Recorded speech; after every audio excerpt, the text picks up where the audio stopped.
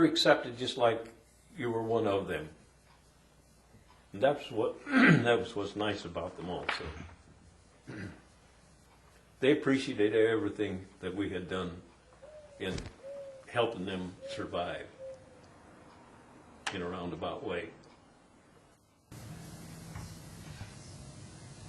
This is a picture of me back in 1945 at the close of the war, and this is also the Bronze Star, which is a pretty high rating for a country boy like me. Well, can you pick a couple pictures here of your planes you worked on, or Well, something? Go ahead and just talk This about was it. my airplane here. Now, were you crew chief, or? I was a crew chief Okay. at this particular time. All right. And I think that's me there, yeah. Okay. What was the name? It's Hot to Hot Go. to Go. Okay. Now, here's an airplane, when I very first went on B-24s, that's me there. Uh-huh. I painted that picture.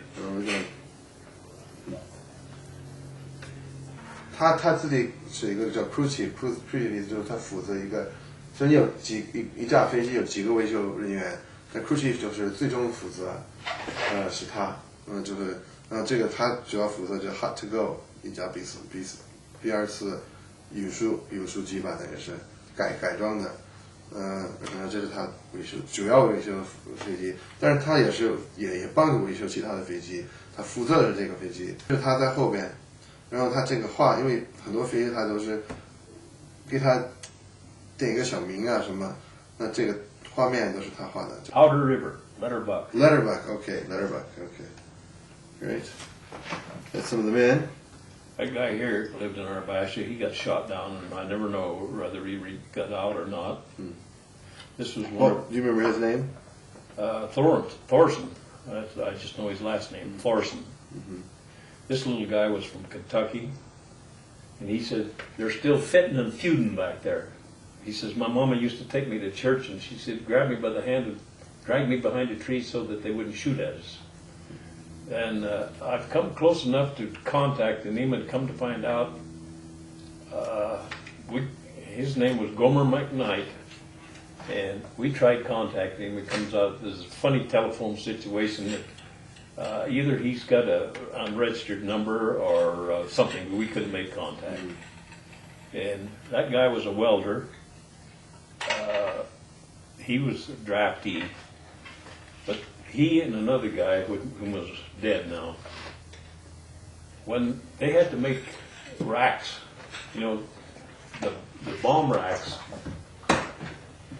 what they hung the bombs in these B-24s, they didn't have any way to hang up P-40 tanks inside them. Yeah, sure. So, like I said earlier, it took 1,800 gallons of gas to fly that airplane, and they dumped 1,800 gallons.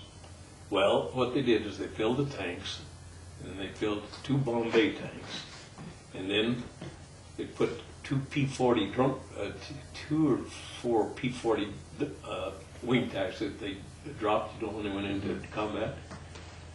They had to make shackles to hold those bombs, to hold those wing tanks up in the Bombays. And those guys took just sheet metal and made the racks for them. I'll tell you, we had a bunch of Indians who was very good people.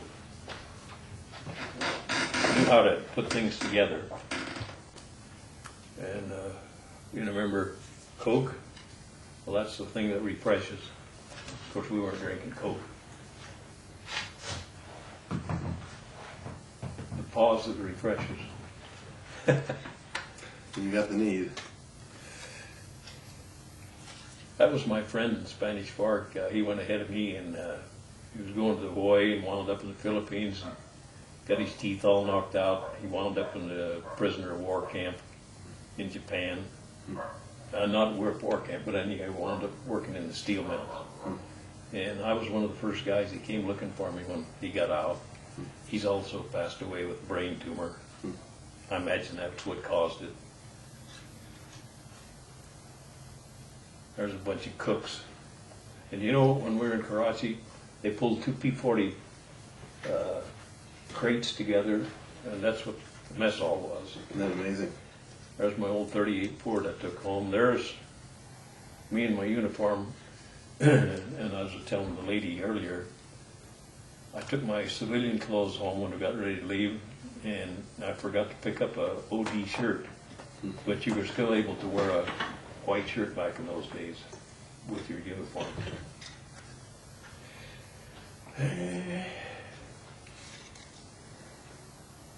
This is the bashes. I mean, that's Pan American Airway cabins in Basra, Iraq that we stayed in. That was luxury. Do you have any pictures here of you guys actually working on the any of the planes? Oh, I don't recall. In the midst of work. There's how I've spent time in the hospital there. I've just gotten out there. Look how skinny I am. Yeah. You damn near. But not a bit of fat there. No. I was one of the very first guys that they used this new sulfa drug on to kill infection. Right. I was telling the lady there earlier that when we very first landed in Karachi, our supplies hadn't even caught up with us yet. And the British supplied us for our first few meals. And what they did is they took one of these old 5-man tents, and they had one of these old waxy military tarps. They just threw it on the ground alongside of the big dirigible hangar, and they dumped in these quarters of buffalo. Didn't have any fat on it, just had slime on it. And 50 loaves of bread or whatever it was that they gave us. And out of 19 of us guys that handled